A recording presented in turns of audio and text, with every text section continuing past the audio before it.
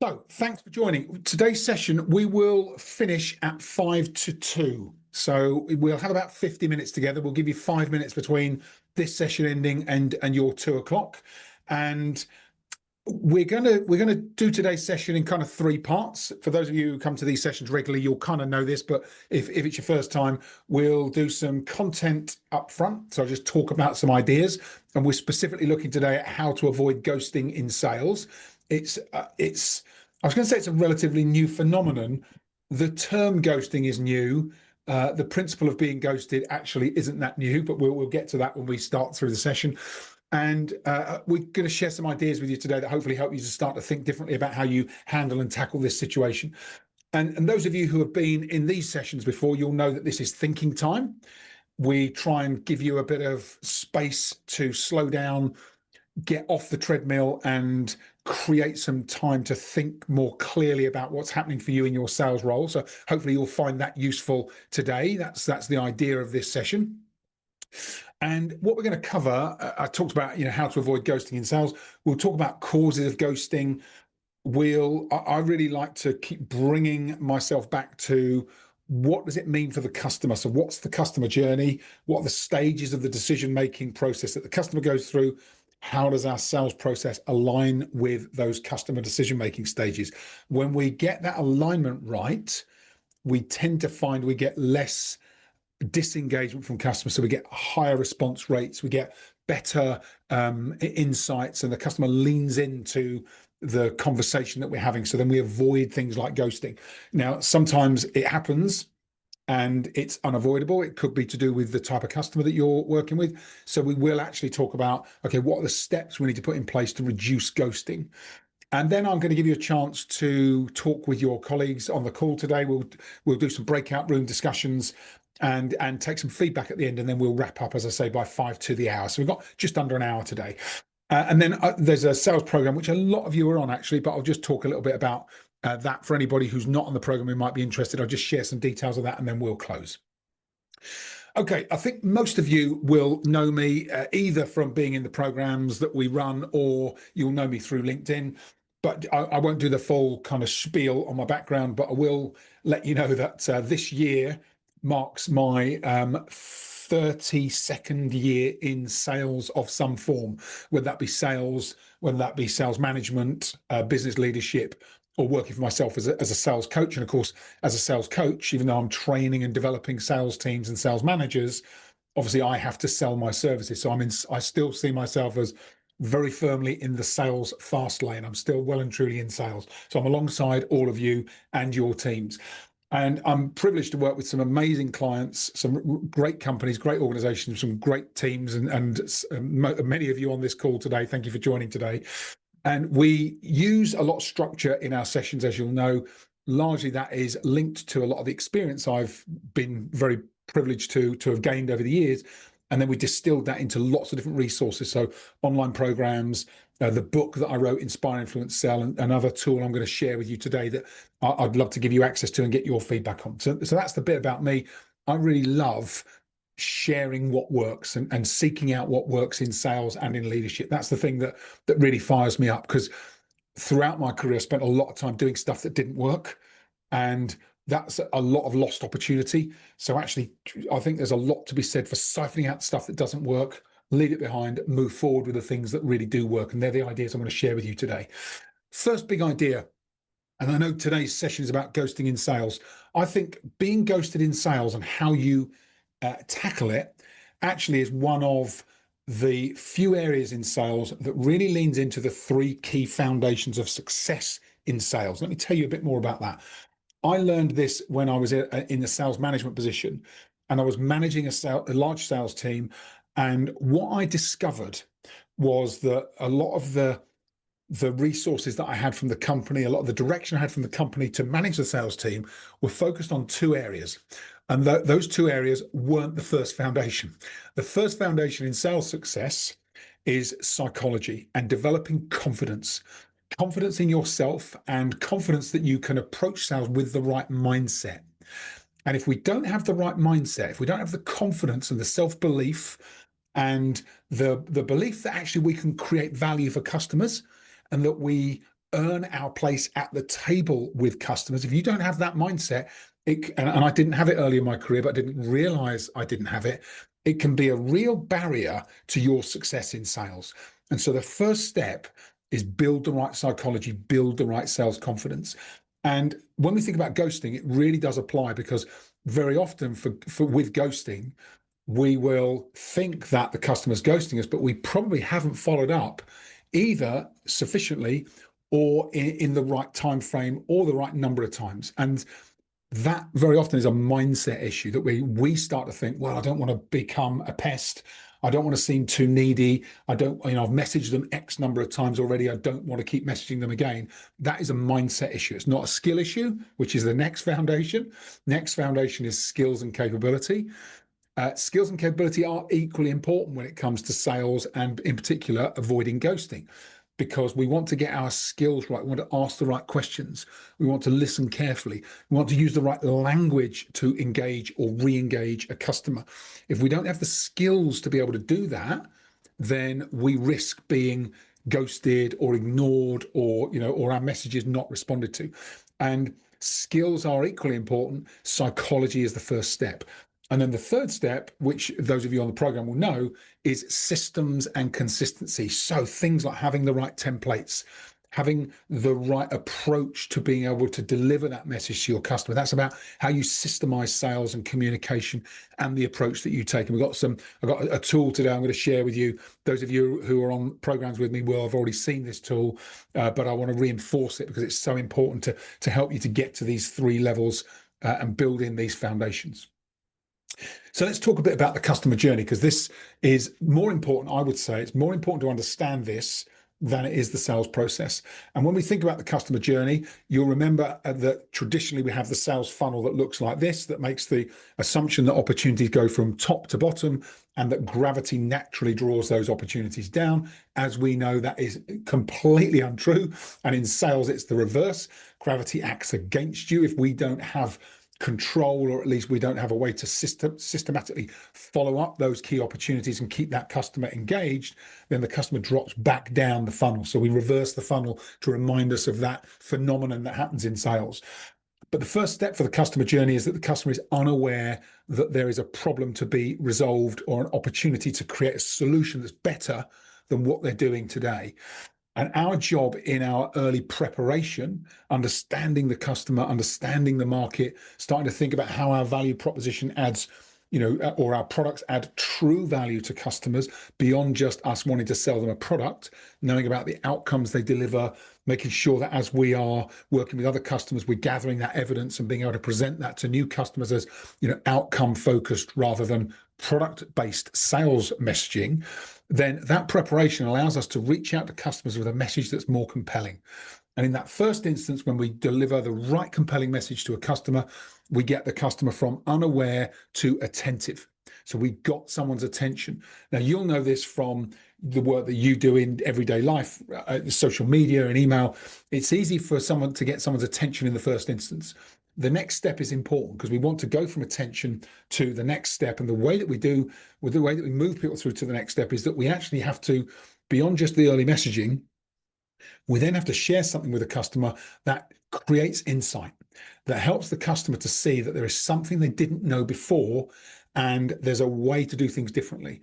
And when we deliver insights that are either market or client centric, and it has to be one or a combination of those two, when we deliver insights that are both client and market centric, then we move the customer from just attentive to interested.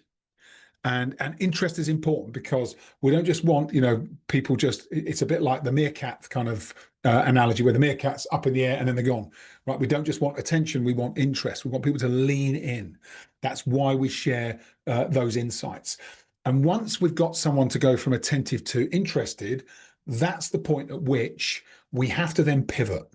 Because if you've got someone's interest, we don't at that stage know exactly what that person needs in order for that interest to turn into something more tangible. And so the way that we do that in the sales process is that we pivot and we ask the customer about their needs. And in asking the customer about their needs, what happens then is that customer starts to through the questions that we ask, they start to think and process their current situation. They start to see the problems that they perhaps couldn't see before, and they start to see this gap that opens up between where they are today and what's possible for them in future. And that creates more than interest, that stimulates a desire to change. And when a customer has a desire to change, that's intrinsic. So they have to be the one that comes to that decision that, okay, yes, I need to change. And we do that through the right questions, listening. It's almost like I would say this part of the sales process is, when we talk about consultative selling, this is the consultative part. We are coaching the customer to really understand what it is they need to do to make the change and create the value, highest value for them. And when we have a customer that has a desire to change, that's when we talk about a solution, and the solution tends to land much more effectively. But we still have a responsibility to talk about a solution that lines up to that customer's needs. Because if the customer said, what I need is, really simple example, I need to make sure that, we've got this alignment across our business. And you say, well, the way that we work is we just come in and we'll deploy a standard template.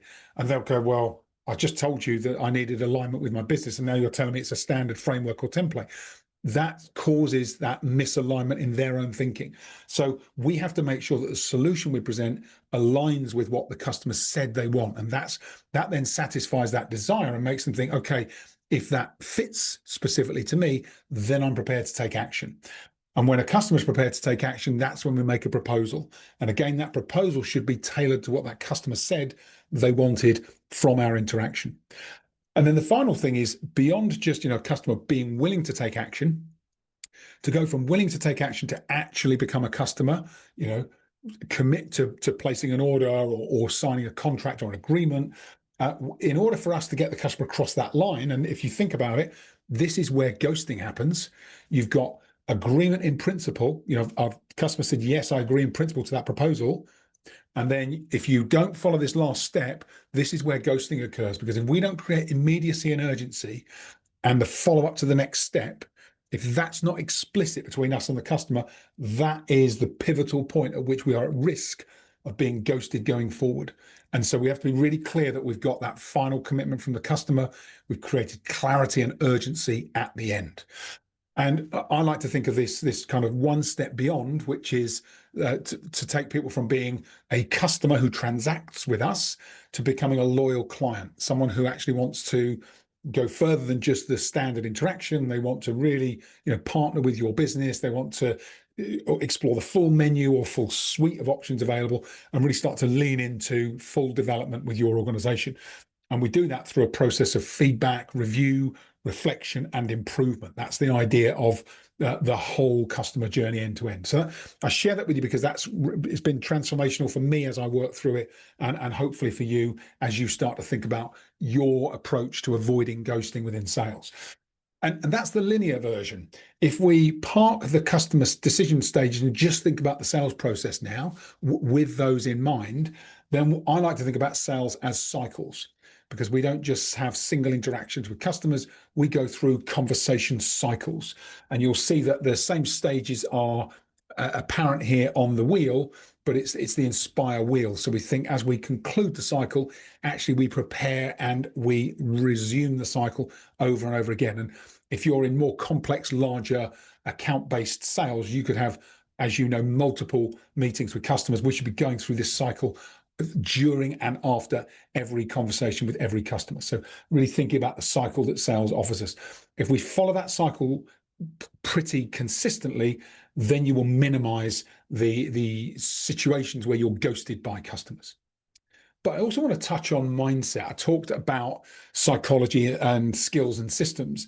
When we think about mindset, and we think about sales success, and we think about ghosting, they're totally synonymous. This is integrated into the issue of ghosting. And we think about how we perform, and we think about brain activity, and the research here is quite interesting. There's a book written by a guy called Sean Aker called The Happiness Advantage. And in that book, he talks about what the brain and what our mindset, how the mindset impacts performance. And what it shows is that your brain at positive, when you're in a positive frame of mind, you are 31% more productive than when your brain is either at negative, neutral, or stressed. And this is really important because when we're in a situation where we might be getting, ignored by customers, or we've got some challenges with follow-up, if we start to let that impact our mindset, our ability to re-engage is compromised if we don't push ourselves into a positive frame of mind about the situation. So being positive is really important. And when we're in meetings with customers, another big responsibility of sales, and you know this inherently, but it's really worth kind of calling out specifically, a big responsibility of sales is to make the customer enjoy the experience. So to be someone that leaves the customer feeling better, feeling clearer, feeling more positive at the end of every conversation than they felt at the start of it. And the reason that's important is because when we manage ourselves and we lean into positivity and energy, we transmit that to other people. So there's this phenomenon called state contagion. So whatever emotional state I am in, I tend to be contagious to other people. And we all know this from people that we might spend time with who are positive and leave you feeling better.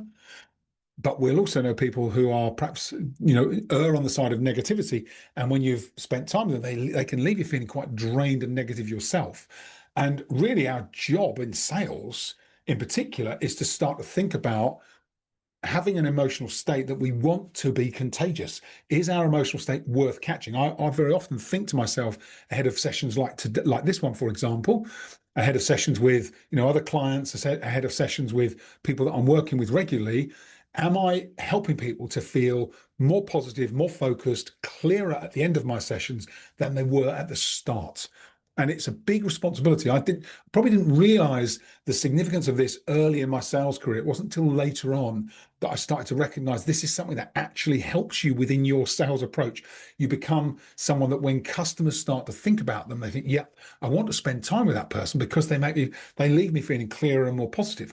And okay, that's not the single, it's not the single thing that's going to make them buy from you. But if you've got a proposition that's strong, you've got a good company or brand behind you, and you then show up in the right way, you become really appealing to your customers. They want to deal with you. So it's a big part of how we create the foundations for success. And when we think about mindset, I just want to share this picture. This is a picture of my family at my wife's 50th a couple of years ago. And in the middle of the picture there's my wife on the left, Katie, and then she's with her mum, Pam, who's sadly no longer with us.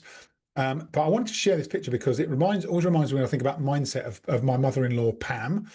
And years ago, when I was first getting into sales, my mother-in-law, Pam, used to read a lot on positive psychology. And she introduced me to this book. I don't know if you've ever read it. It's a book by a guy called Martin P. Seligman. And the book is called Learned Optimism. And what he explores and tells us in that book is that your mindset can be developed. So optimism can be learned. Now, pessimism can be learned, but more importantly, optimism can be learned. And there's a case study in the book. And I was only thinking about this, as I was building the content for this session. But there's a case study in the book about an insurance sales team, massive insurance company in the US. And what he found with some some research and experiments that he did with that sales team was that people who develop optimism, okay, so people who become optimistic in sales, sell between 20 and 40% more than their pessimistic counterparts. So 20 to 40% more. And the studies that he worked through showed that optimistic insurance sales reps sold 35% more, and pessimists were twice as likely to quit in their first year in sales, because insurance sales is a tough gig. And what he kind of broke it down to discover was that optimists foster a belief that any failures or setbacks or rejection is temporary and specific to that person or event, right? Rather than permanent, and this is how it's going to be with every sales conversation. And just that belief that they foster because they're more optimistic about the encounter actually is a thing that makes them more successful and helps them to persevere. And of course, that persistence through rejection and learning from setbacks ultimately helps them to be more successful in the role. So this is really links to our conversation and situation today about ghosting and avoiding ghosting in future, because it's more than just a single thing.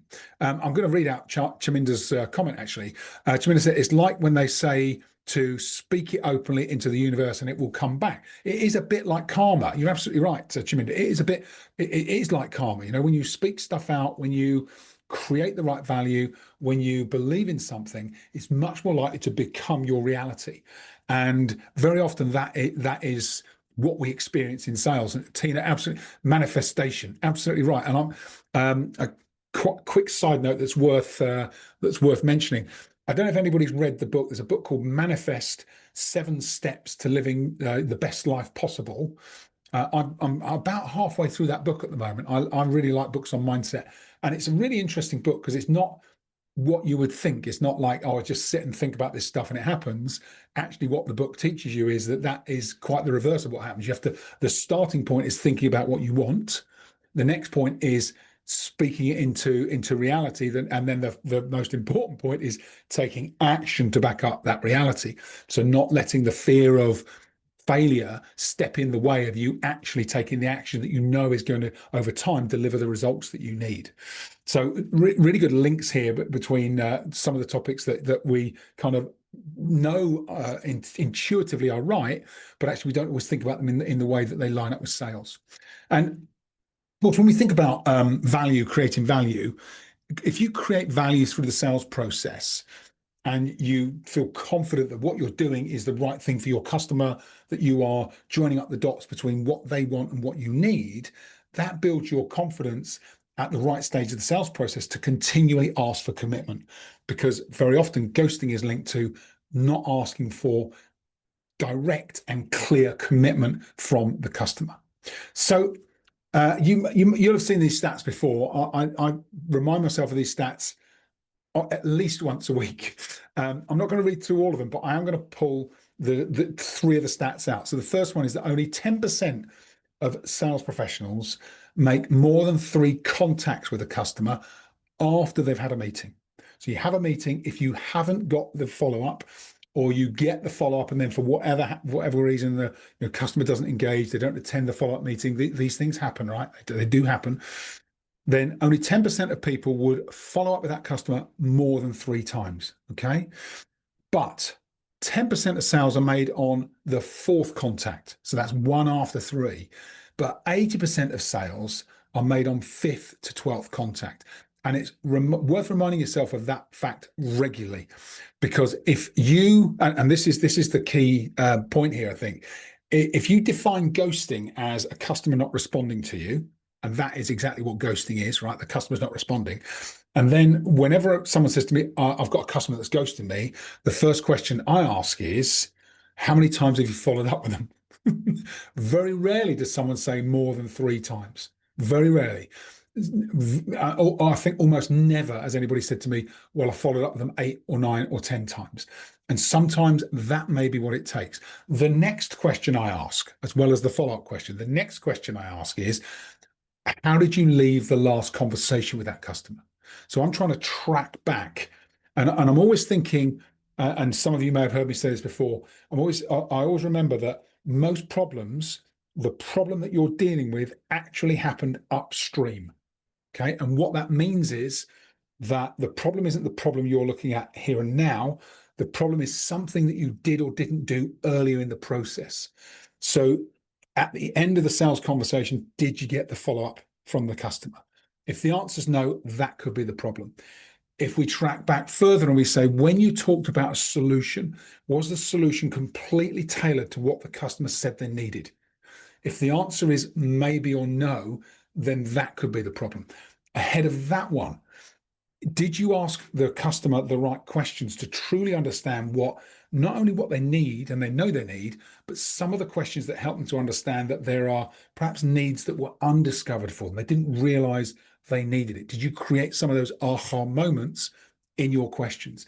Now, if the answer to that is maybe or no, then that could be the problem. And all of a sudden we start to see that this is multifactorial. It's not like one thing that's going to fix ghosting. We've got to get the sales process right. We've got to get question and listening, solution discussion correct. We've got to get the follow-up right and the close.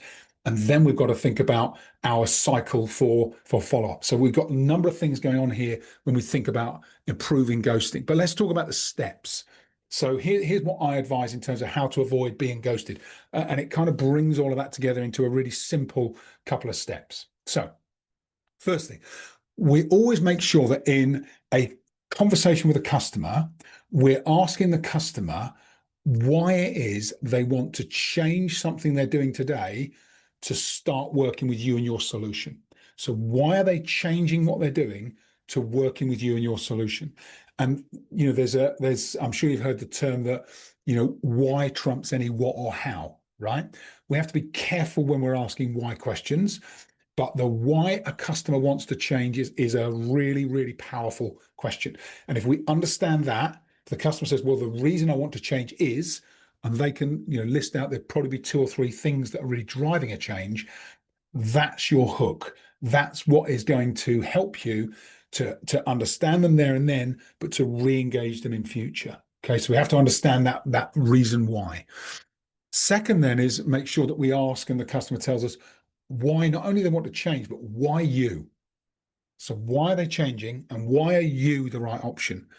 And you wouldn't ask these 2 questions at the start of the meeting. Okay, you'd create some rapport, you'd get some discovery, you'd learn a bit about their business, understand their motivations, that kind of thing. But then, as part of that exploration and discovery, we would ask these 2 questions: why they're changing, why you? Okay, and that's like when you say to somebody, "Why do you think we're the right option for you?" What happens in that conversation? They start to sell themselves to you, and they tell you why they're committed. It's a really powerful question that we can ask and get clarity from the customer. Next, then, and I use this a lot, is I will ask them kind of as we get towards the tail of the meeting, if you get busy when I'm following up with you. So we'll have a follow up. There'll be next steps, but if you get busy when I'm following up with you, what's the best way for me to get through to you? What's your preference? And then the customer they'll know straight away. Some people will say, oh, I'm best on email, right? Check my emails every day. I'm always on email. Some people might say, I get swamped by email. I get far too many, and I tend to ignore them other than stuff from my boss or whatever, right? The best way to get hold of me is WhatsApp. Or they might say, a text message or whatever, right? WhatsApp or text. Someone else might say, well, actually, the best thing to do is just call me. Just give me a call, right? And once you understand what their preferred method is, make a note of that. And that should be your go-to in terms of following up that person.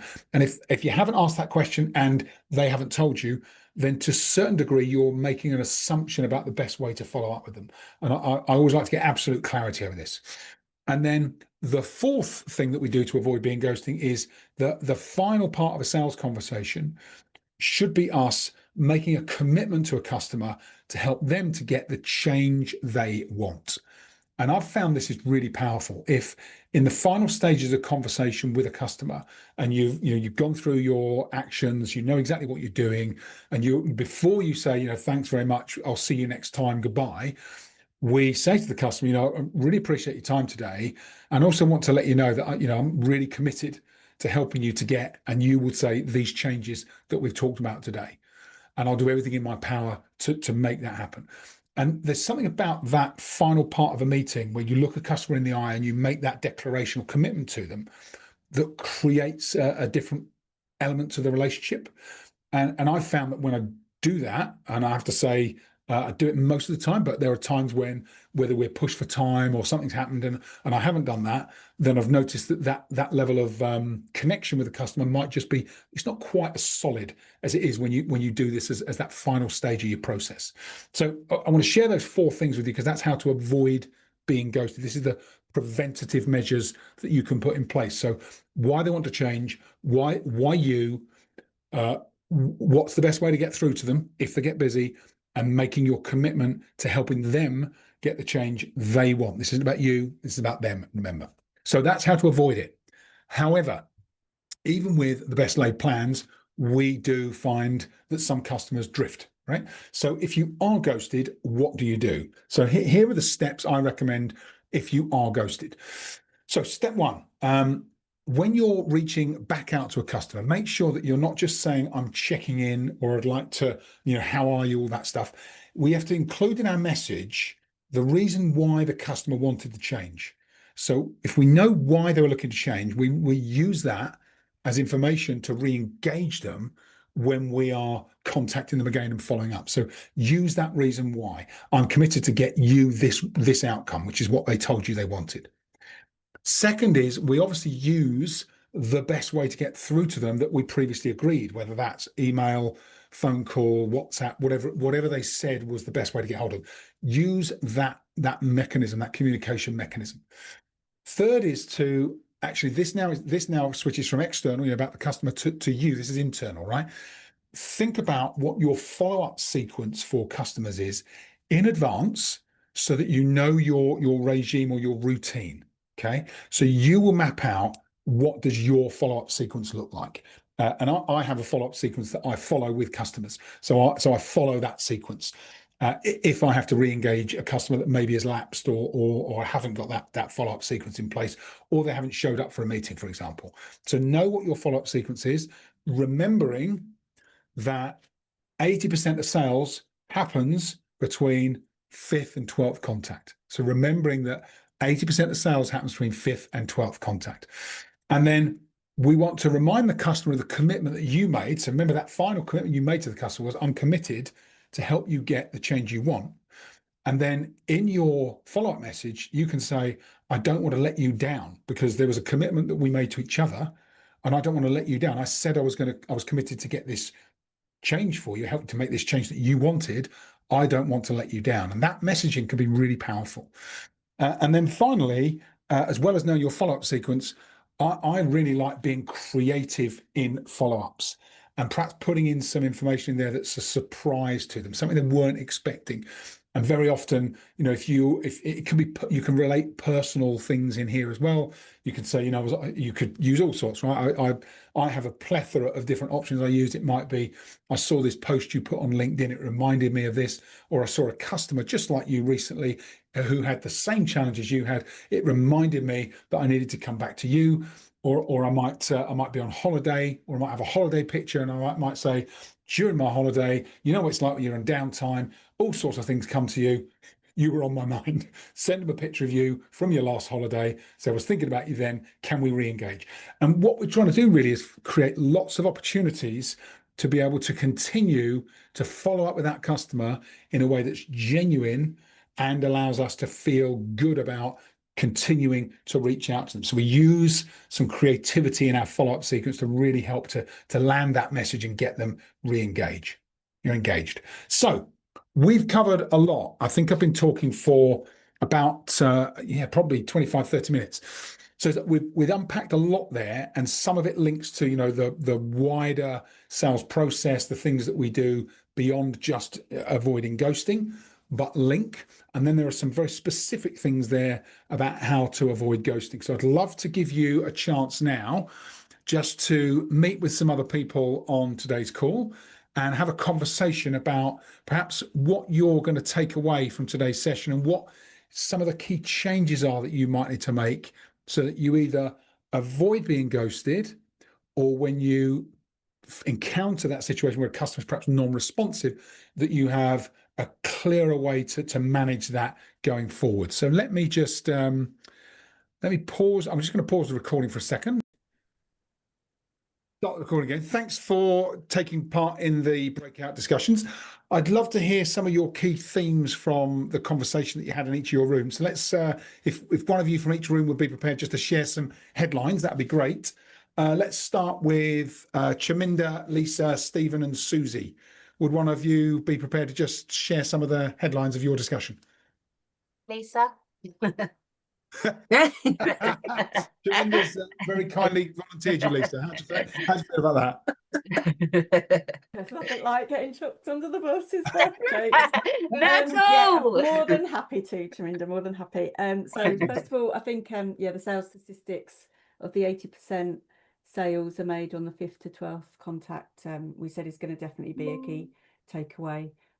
So we were chatting about that, Justin, but also we were just chatting about, you know, like comparing it to like Facebook, you know, if you keep scrolling and then on the 12th time, like Taminda was saying, she clicks through and you're Yeah. not buying.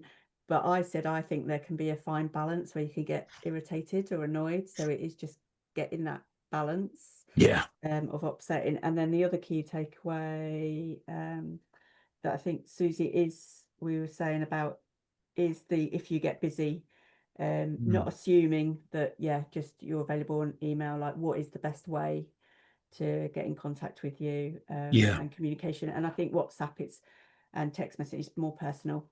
So sometimes the emails can come across a bit too formal, and too semi. And I think in today's world, they're used to it as well. You know. Yeah, I totally agree, Lisa. I think that was about it in summary. Was there anything else that I missed, guys? No. No. There you go. Good job. Well, we just reinforce the positive mindset, I think. And again, you know, don't be discouraged by a knockback, but keep positive. You know, believe us. It's the self-belief, isn't it? Self-belief. Yeah, it is. Yeah, I totally agree, Susie. Thank you, Susie. Thank you, Lisa. And the other thing about the mindset, Susie, to reinforce your point, I think the final point to that is also to understand when someone's not responding to you. A big part of that is, okay, what do you think is happening? If you think they're intentionally, you know, if your inner voice starts going, well, they didn't see value in it, or they don't want to deal with us anymore, or they're not interested, or whatever, if that's your thought process, then you tend to be more likely to stop contacting them. If, however, you change that and you think, well, they're just busy, or they've got a lot going on, or they need me to remind them, or whatever it is, right? As long as you stay focused on a positive outcome and you always think the best of the customer, you'll always feel good about following up.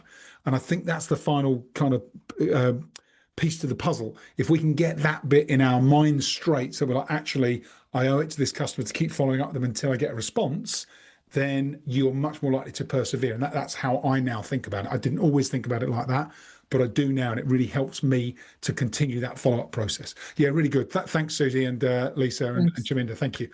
Okay, the other room was Rachel, Sherry, Tina, and Dorcas. Who would like to share back from your conversation?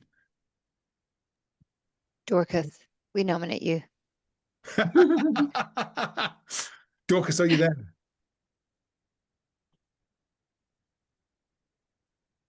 Oh, she might not be there. Oh, no worries. I can do it. I can do that. No problem.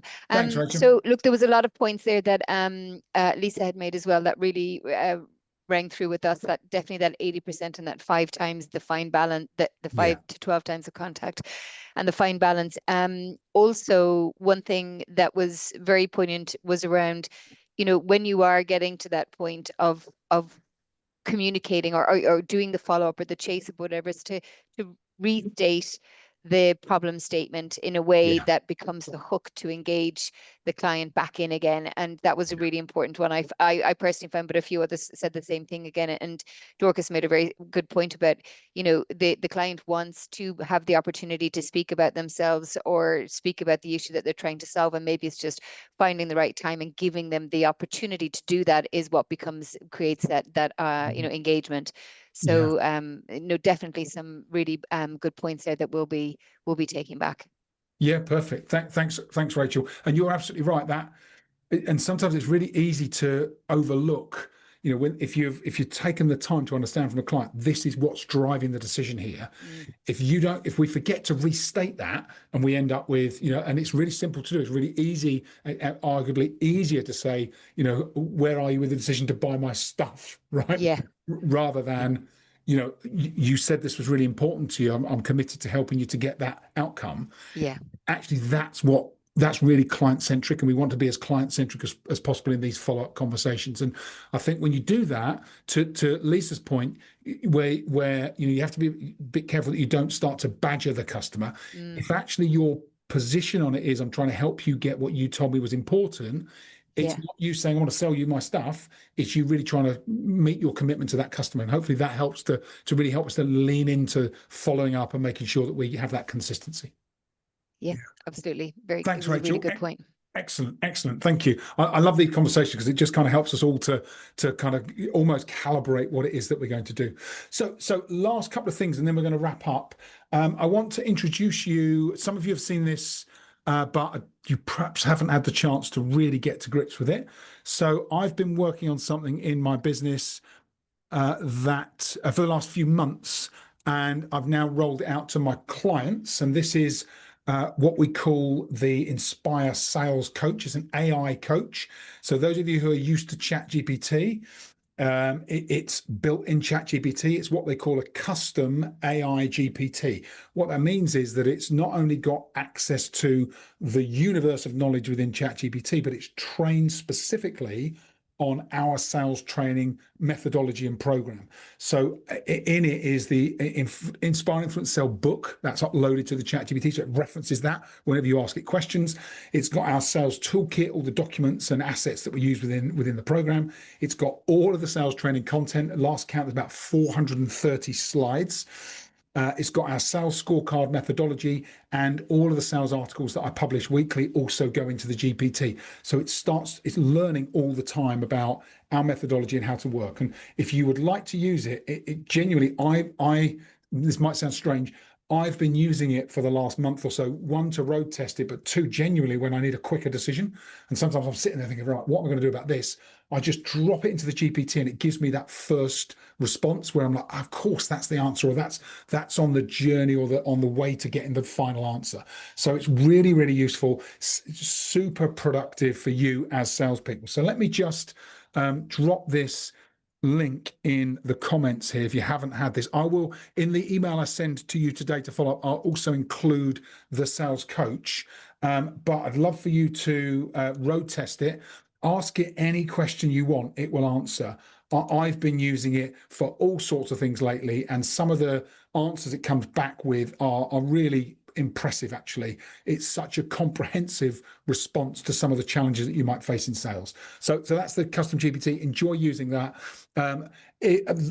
Many of you here actually are on our sales mastermind. Anybody, if you're not on our sales mastermind and you'd like to be, feel free to contact me. I'll happily share details of our monthly community where we just talk through key areas like today, but we go into a bit more detail because it's a specific client group. If anybody's not connected with me on LinkedIn, feel free to scan the code, connect with me on LinkedIn. I share lots of content on there, lots of ideas around sales, and obviously these events are publicized on LinkedIn once a month as well. Okay, that is everything I wanted to run through today, actually. So we are hopefully just going to finish a few minutes before 1 o'clock. Let me stop sharing my screen and say thanks so much, everyone, for joining us today. I hope you've all got a few key takeaways, some things that are practical that you can use in your role going forward. Final thing, is everyone up for a selfie today? Would you all be out? Is anyone in a position where they can come on camera so we can do a quick selfie? Who's up for that? You weren't expecting that. Sorry, it's a bit of a surprise. If you are able to come on camera, I'd love to just I'll take a quick. Oh, you can't have me on there. Look, I'm all over the place. I'll tell you what I'll do, Rachel. I'll edit that and turn you sideways. When I've done it, I'm going to edit that and spin you sideways so that you'll be straight when I get you. Yeah, don't worry. I will. I'll restore your dignity. No idea okay. what's going on. Brilliant. Thank you, Tina. I think we're Chaminder. I don't know if you can you? Oh, Chaminder, look at that. We've got full house. Okay, I'm going to give you a countdown from 3, 2, 1 so that you can put on your best smile.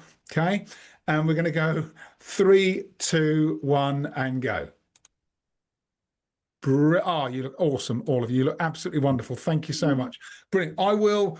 I'll post on LinkedIn and the kind of the replay and stuff. That won't go until Monday, but I'll tag you all in it. And then if you want to engage with it, feel free. But I'll send you the details of today's session this afternoon, so you'll have everything from today's session. Thanks so much for joining, everybody. Really appreciate you being here.